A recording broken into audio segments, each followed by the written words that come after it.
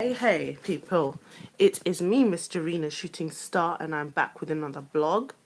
I just talk about what's happening in Rwanda. Now, Rwanda is a country that has had quite a lot of um, daunting, horrible history back in the early 90s when very, very ugly intertribal conflict between two tribes that was egged on and invented by the Europeans when they ruled Rwanda. They basically pitted one tribe against in one another. I think was it the French? I think Rwanda was colonized by no Belgium. Yeah, Belgium had colonized Rwanda, and they basically pitted the Hutu and the Tutsis, and they used colorism as a way of um, pitting one against the other. And I think it was the Tutsis that they felt were more superior. They basically used that disgusting terminology of the Tutsis who happened to have had more Eurocentric features versus the Hutu who had typical African features. So basically, the white Belgian people used their features against one another, and you put some disgusting hierarchy, which a lot of white settlers do when they try and conquer countries. And so they created this animosity between the two tribes, Hutu and Tutsi. And back in 1994, that's when it just exploded, and the Hutu tribe literally massacred the Tutsi tribe and committed genocide against each other, basically against the Tutsis. But I do remember as a kid when it was being reported, because I was very young, and the media, the British media, called it ethnic cleansing. And I'm like, why the fuck are they using that nasty word, ethnic cleansing? Murdering people is not ethnic cleansing. I mean, literally, they used that term to describe those hundreds and hundreds of people that were murdered and dumped on the River Nile, because the River Nile goes through Africa and passes through Rwanda. But even then, as a kid, I was always wondering, ethnic cleansing going on in Rwanda. They would report it and call it ethnic cleansing. How is it's disgusting. Like, even the terminology of the media that was used to describe this horrific thing invented by the Europeans, and have the cheek to call it ethnic cleansing, like they're cleansing one tribe against the other. Ridiculous. Anyway, we could go on another topic about that, but that's what happened. So anyway, so fast forward now, Tutsi leader called, is it Paul Kwame? Yeah, that's it. Him. He's running things now in since the 90s. So he's been in power so far for like 22 years, since the 90s, and the country has improved. It's a beautiful country. He's done sort of lots of things, for the country, built roads and built industry, and really, and also had the people that are involved in the genocide put on trial. But again, even the most good intentioned leader that starts off good, once they've been in power too long, they start to go a bit, what's the word, off. You know how like food goes off? That's the thing with African leaders. After a certain couple of years, they go off and power gets to them, and they forget what democracy is, and they just want to rule indefinitely. Again, the whole Pharaoh syndrome, they begin to have that, and just they deal the way they deal with opposition is by imprisoning. There's no other dialogue but imprisoning. You either worship me, you're either part of my party, or you're in prison. So, anyway, I would like to talk about Paul Kwame. Paul Kagame. He basically, like 10 months ago, he faced an opposition member by the name of Diana. Um, Diana, I've just written it there, so it's Diana Rwigara. It's yeah, Diane Rwigara. Her father was murdered. He was also a businessman, and yeah, but he was murdered because he may have been involved in politics. But she basically is an activist, an African activist, like you see all around the West, and who then turned her ambition into forming a political party and challenging Paul Kagame. Now, this Diana girl, she's very attractive, young, only 5 years old. He felt very threatened with his whole male patriarchy thing going on, by this woman during the election, and tried so many ways of not registering her to face as a political opposition member. So during the elections, before it could even happen, all her members of her party somehow got imprisoned or they disappeared. She got imprisoned, her sister got imprisoned, and her mum got imprisoned. He was just so threatened that he would by this woman because she most likely would have won because that's what the people of Rwanda wanted, a change. This man has been running things in Africa since the early 90s, and he just thinks he can rule indefinitely like every other stupid African male leader with power that gets to his head. He's gone off what's the word?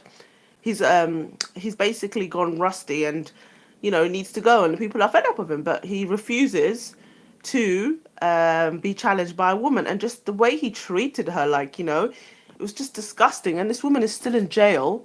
She couldn't participate in the election, and he somehow miraculously won the election 99% by 99%. Oh, this is the thing with these African dictators. They're so dumb they can't even count. Like when they hold these fake flawed elections, they always happen to, if it's not 99%, at least he was brave enough to actually reduce it by 1%, because most of the other dictators is 100%. Literally, they even say, we won by 100%. Every single person in that country wants us. We are the politically elected government. In their stupid male patriarchal mind, they honestly believe that they have been elected by 100%. But Paul Gagme, he's no worse than the others, managed to try and make it seem a little bit, what's the word, convincing by saying he won by 99%. So I'm just, as I've been discussing about female patriarchy, black female patriarchy, our position should really be ruling Africa. Our position needs to be back in power because, these men that are currently running Africa are puppets of the Western regime, are puppets of male Western patriarchy. They fear black women. The way that Serena Williams is getting treated, you know, just because she's wearing a Black Panther suit. They really fear black women. Like they fear them when they win during tennis. They fear them for even challenging these disgusting male patriarchal dictators that are running things in Africa. It's like they're really trying to hold black women down wherever they are around the planet. And I just think it's time for, black women to support each other and to make sure that black women get in positions of power. If you're in Africa, form a political party. Challenge these men. You cannot be under them for too long. We know that black women are capable of so many things. They can free a nation like our wonderful mother, Winnie Mandela, who freed South Africa and has given the land back to the people of Zulu and certain tribes that have had their ancestral land robbed off them.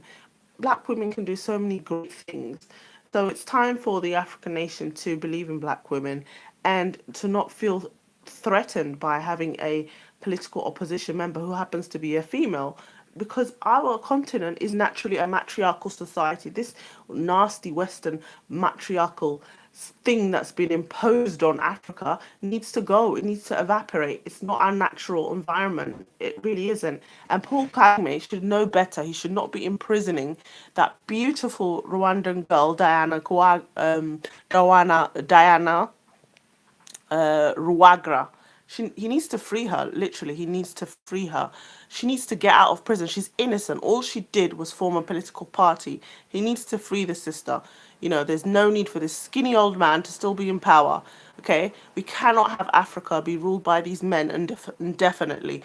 Something needs to be done, like, seriously. I know they're being backed by foreign countries because it's a lot easier to deal with the black male egotistical pride than to deal with black women, because we know sense. We've got very good common sense, and it's just natural, comes to us. And so this hating and this fear of black women ruling needs to stop. It's not it's not a natural situation that black women have very few control of things in Africa. We're not weak. I understand all the challenges charities and all the NGOs are in Africa trying to portray black women as weak and, you know, victims of early marriage and all anything horrible. They like to use their media to talk about how, oh, these women are, you know, look at them, they're so poor, you know, oh, you know, look at them, charity for this woman, she has no right. Like, it's just so disgusting and it's just so racist.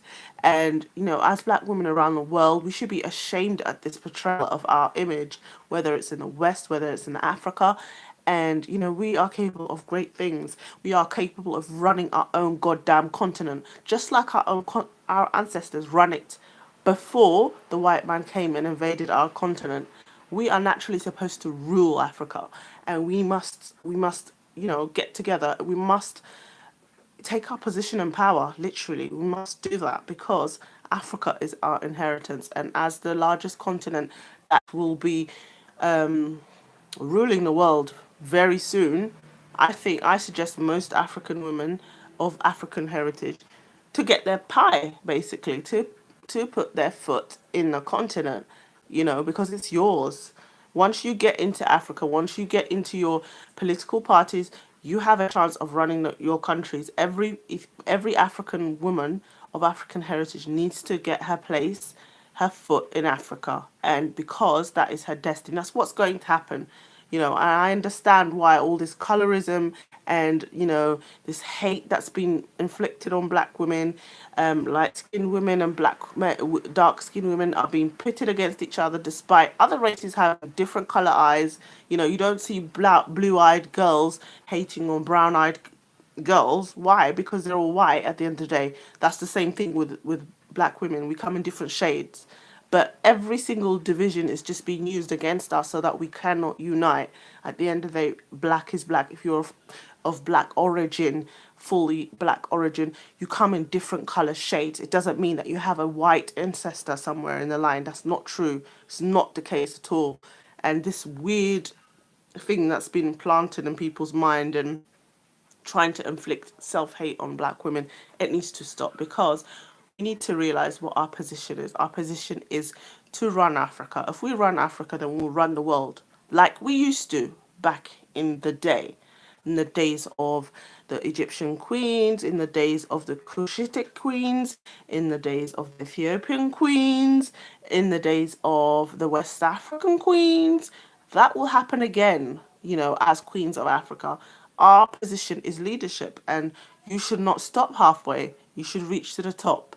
As cliche as it sounds, that is the honest fact, and that is what it's going to be. So the more black men understand that our position is on top, the more that they will accept that Africa is a matriarchal society. You can leave your dusty patriarchal concept out of your mind. Take it out. It doesn't belong to you. You don't come from that culture. Get it out of your head, okay? Because it's going down. Their system is going down. It's a new era, a new dawn. It's time to let go and let it go because I'm seeing all this going on in Africa, all these, you know, women being imprisoned because they fear black women ruling. The time will come that black women will be ruling Africa, and when they rule Africa, they will rule the world. So get used to it because it will happen. It's what's destined, it's what's predestined. And it even says it in the Bible that the Lord will send out its prophetic prophets in the end times, and that's what's clearly going to happen. So you can't fight it. So you might as well accept it. I am Miss Jerina Shooting Star. I have been back with another blog, and I'll be back again. Bye.